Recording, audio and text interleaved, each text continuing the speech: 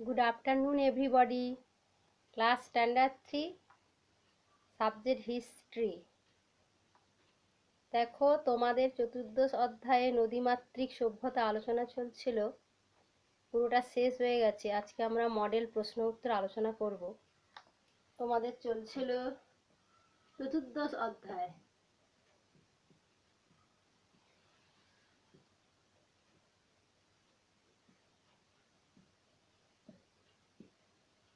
চতুর্দশ অধ্যায়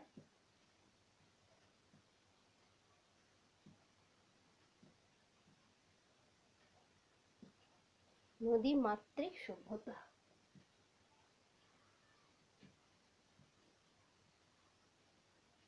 নদীমাতৃক সভ্যতা।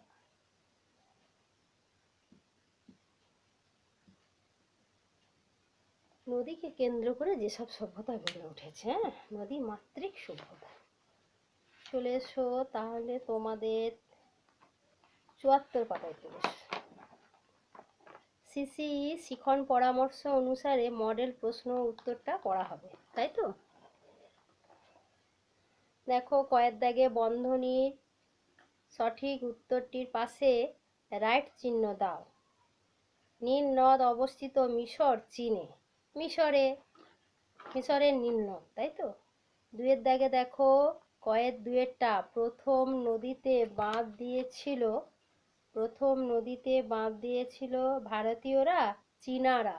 তাহলে চীনারা হবে এখানে, রাইট দেওয়া আছে। দেখো, তিনের দাগে দেখো, ইউফ্রেটিস ও টাইগ্রিস নদীর ধারে গড়ে উঠেছিল চৈনিক সভ্যতা, সুমেরীয় সভ্যতা।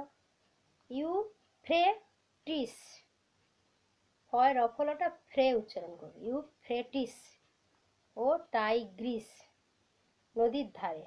বানানটা লিখে নাও একবার, বোর্ডে লিখিয়েছিলাম, নিজেরা বাড়িতে লেখো, খাতা পেন সবসময় রাফ খাতা সামনে রাখো। তাহলে সুমেরীয় সভ্যতা। চারের দাগে দেখো, সিন্ধু সভ্যতা গড়ে উঠেছিল হোয়াংহো সিন্ধু নদীর তীরে। সিন্ধু সভ্যতা সিন্ধু নদীর তীরে। এবার ক্ষয়ের দাগে চলে এসো, ড্যাশ তীরেই পৃথিবীর বেশিরভাগ সভ্যতা গড়ে উঠেছে। কোথায় ড্যাশে কি বসবে? নদীর তীরেই। কি হবে? নদীর তীরেই পৃথিবীর বেশিরভাগ সভ্যতা গড়ে উঠেছে। ক্ষয়ের দাগে, ক্ষয়ের খ, এখানে ক খ দিয়েছে তো, তাই একই রকম। ক্ষয়ের খ, পৃথিবীর বিভিন্ন নদী তীরবর্তী সভ্যতাকে বলা হয় ড্যাশ সভ্যতা। পৃথিবীর বিভিন্ন নদী তীরবর্তী সভ্যতাকে বলা হয় নদীমাতৃক সভ্যতা। এই ড্যাশটা তো ভীষণ ইম্পর্টেন্ট, বুঝতেই পারছো, তাই না?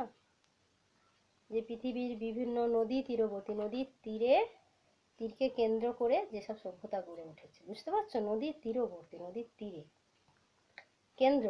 তীরকে কেন্দ্র করে যেসব সভ্যতা গড়ে উঠেছে তাদের বলা হয় নদীমাতৃক সভ্যতা। তারপরে এটা পড়ানোর সময় বলেছিলাম, মেসোপটেমিয়া শব্দের অর্থ দুটি নদীর ড্যাশ অঞ্চল। মেসোপটেমিয়া শব্দের অর্থ দুটি নদীর মধ্যবর্তী অঞ্চল। চলে এসো ৭৫ পাতায়। গয়ের দাগে দেখো, নিচের বাক্যগুলির কোনটি সত্য কোনটি মিথ্যা লেখো। সত্য মিথ্যা বলে ১ নম্বর দেওয়া আছে।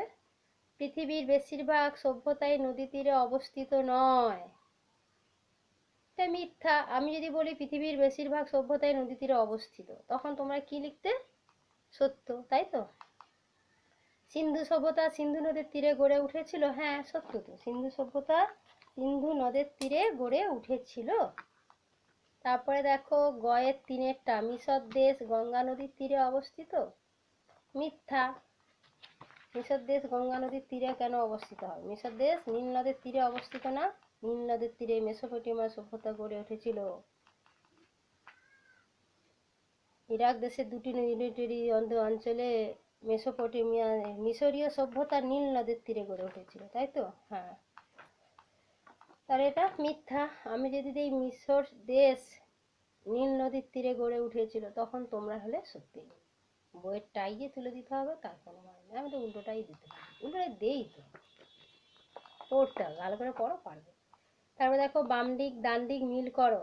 ঘয়ের দাগে, মেসোপটেমিয়ার ড্যাশ, তাহলে কি হবে, তিনেরটা একের সঙ্গে তিনেরটা। বর্তমান নাম ইরাক। প্রথম লিপি আবিষ্কৃত হয় কোথায়? সুমের দেশে। একেরটা, দুইয়েরটা হবে একেরটা, সুমের দেশে। নীল নদের তীরে ছিল কি? নীল নদের তীরে ছিল মিশরীয় সভ্যতা। পাশাপাশি উত্তর লিখবে, তোমাদের আগে দেখিয়েছি তো, পাশাপাশি উত্তরটা লিখবে। একটা লিখে দেখিয়ে দিই আবার। তাহলে হবে নীল নদের তীরে ছিল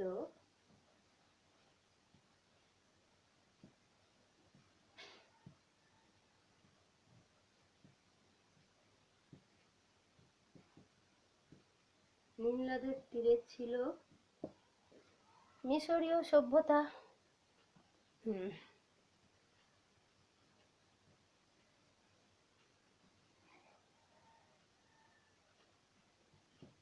মিশরীয় সভ্যতা, এরকম পাশাপাশি লিখবে উত্তরটা, বুঝেছো? দেখো তালবস্যাটা মনে আছে নাকি দেখো, নার্সারি পড়া। এই উপরের অংশটা ছোট, নিচেরটা বড়। এখনো মাঝে মধ্যে তোমাদের অক্ষরগুলো শেখানোর চেষ্টা করি। অনেকে ভুলভাল করো তো, এরম এরম করে এরম করে এই নিচ থেকে বেরিয়ে যায়, এই নিচ থেকে তালবস্যা বেরিয়ে গেল, বিচ্ছিরি একটা বেরিয়ে গেল। এরম করে এরম করে এখান থেকে তালবস্যা বেরিয়ে, এরম না, এটা উপরের দিকে করো। নিচের অংশটা বড়, উপরেরটা ছোট। হাতে লেখা সুন্দর করো, সুন্দর করো। ঘরে অনেক সময় আছে, বসে বসে হাতের লেখাটাকে সুন্দর করো, একটু একটু মনোযোগ দাও। পরীক্ষা হবে, ফাইনাল পরীক্ষা হবে, বেশি দিন নেই, দেখতে দেখতে দুর্গাপুজো আসছে, পরীক্ষা হবে। তারপরে দেখো ওর দাগে প্রাচীন সভ্যতাগুলি কোথায় গড়ে উঠেছিল?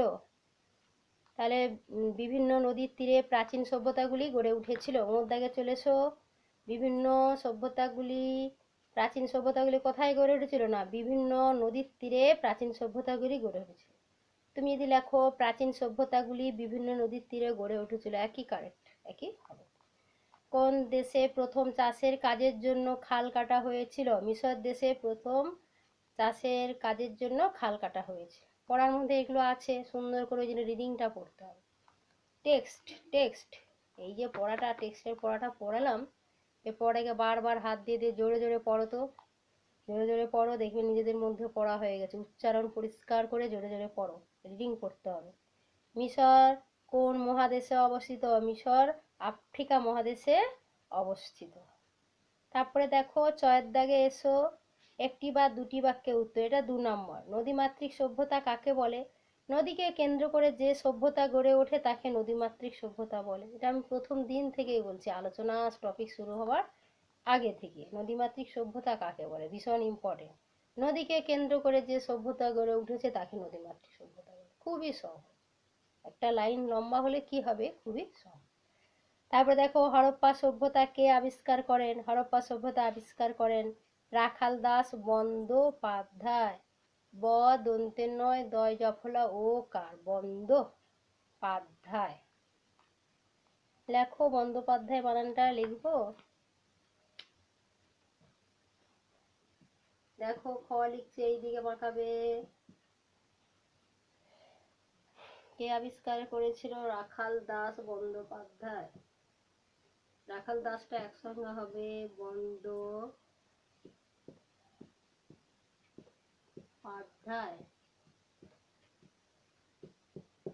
দন্তের নয়, দয় জফলা ও কার, বন্দ্যোপাধ্যায়। তারপরে দেখো মমি কাকে বলে? মিশরের রাজা বা রাজপরিবারের কেউ মারা গেলে সেই মৃতদেহ ওষুধ মাখা কাপড় জড়িয়ে পিরামিডের ভিতরে রাখা হতো। এই ধরনের মৃতদেহকে বলা হয় মমি। ইম্পর্টেন্ট, এবারের পরীক্ষার জন্য 2 নম্বরের প্রশ্ন হিসাবে ভীষণই ইম্পর্টেন্ট, মমি জানতে হবে। হরপ্পা সভ্যতা কে আবিষ্কার করেছিলেন জানতে হবে। নদীবাতিক সভ্যতা কাকে বলে জানতে হবে। এগুলো সব ওর দিকে, চর দিকে, সব ভেরি ভেরি ইম্পর্টেন্ট। ছয়ের দাগে আসো, 3টি বা 4টি বাক্যে উত্তর দাও। বলেছে নদীবাতিক সভ্যতা কথার অর্থ কি? কথার অর্থ কি মানে জিনিসটা বুঝিয়ে দিতে বলছে ভালো করে, একটু বড় প্রশ্ন। জলের অপর নাম জীবন। প্রতি মুহূর্তে প্রতি কাজেই আমাদের জলের প্রয়োজন হয়। আর জলের যোগান দেয় প্রধানত নদী। এই নদী বিভিন্ন কারণে মানুষের কাছে অত্যন্ত প্রয়োজনীয়। মা যেমন সন্তানকে রক্ষা করে, নদীও তেমনি মানুষের উপকার করে। পৃথিবীর সব উন্নত সভ্যতা গড়ে উঠেছিল কোনো না কোনো নদী তীরে। এই কারণেই নদীর তীরে গড়ে ওঠা সভ্যতা নদীমাতৃক সভ্যতা নামে পরিচিত। বলেছিলাম না, মা যেমন আমাদের সন্তানকে চারদিক থেকে রক্ষা করে, নদীও আমাদের ভীষণ উপকার, মানে চারদিক থেকেই আমাদের অনেক উপকার করে, তাই না? মানুষের উপকার করে নদী, সেই জন্য এই ধরনের উন্নত সভ্যতাকে নদী মাতৃক সভ্যতা বলা হয়ে থাকে। দেখো 6-1 পড়লাম, 6-2 সিন্ধু সভ্যতার বিষয়ে সংক্ষেপে যা জানো লেখো। সিন্ধু সভ্যতার বিষয়ে সংক্ষেপে যা জানো লেখো, মিশরীয় সভ্যতা সম্পর্কে সংক্ষেপে যা জানো লেখো, দিতেই পারি। এখানে সিন্ধু আছে বলে শুধু সিন্ধুটা না, মিশরীয় সভ্যতাটাও খুব ভালো সভ্যতা, পড়ো। ভারতের উত্তর পশ্চিম অংশে সিন্ধু নদের তীরে এই সভ্যতা গড়ে উঠেছিল। এই সভ্যতা প্রায় 4-5 হাজার বছরের পুরনো। কালকে বারবার এটা পড়িয়েছিলাম, বারবার পড়ে পড়ে মুখস্থ হয়ে গেছে। দেখো, মহেঞ্জোদারো ও হরপ্পা এই সভ্যতার দুটি বড় শহর। এই সভ্যতা খুবই উন্নত ছিল। 1, 2, 3, 4, 3 নম্বরে 4টে বাক্য দিয়েছে, ছোটোর মধ্যেই দিয়েছে, খারাপ না, ঠিক আছে। অতটা বড় লিখতেও পারো, আর 1 লাইন বেশি, আর নাও লিখতে পারো, অতটা লিখলেই হবে। আর পরের দিন 76 পাতার অনুশীলনী, পরের দিন আলোচনা হবে প্রশ্ন উত্তর। আজকে এই পর্যন্তই থাক। তাহলে দেখো, পেজ 74, 75, কয়ের 1 থেকে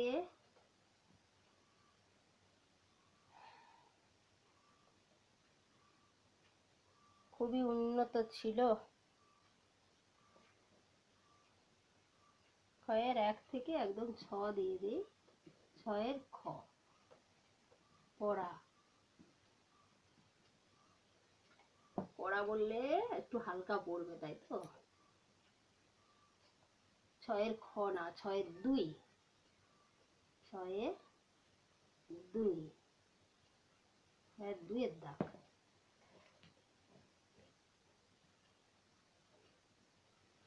2-এর দাগ দিলে ওরকম বুঝতে পারবে দাগটা। 6-এর 2 এই পর্যন্তই থাক। মন দিয়ে পড়া, মন দিয়ে পড়া, মন দিয়ে পড়তে হবে। সুন্দর করে মন দিয়ে, খুব সুন্দর করে প্রশ্নগুলো, উত্তরগুলো তৈরি করতে হবে, মন দিয়ে পড়ো, যা ধরবে যেন ঝটপট উত্তর দিতে পারো। আচ্ছা, এই পর্যন্তই থাক। Thank you everybody, thank you so much. সবাই ভালো থেকো, পড়াশোনা করো।